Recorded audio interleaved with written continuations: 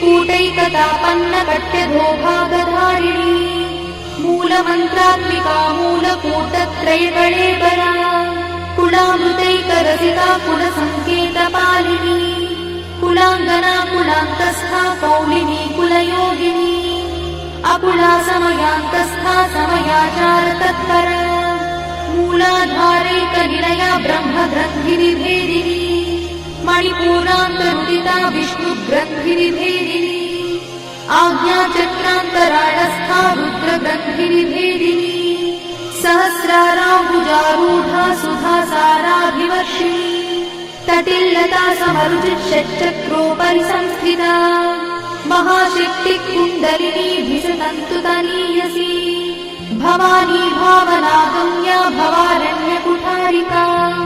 भद्रप्रिया भद्रमूर्तिर्भक्तसौभाग्यदायिनी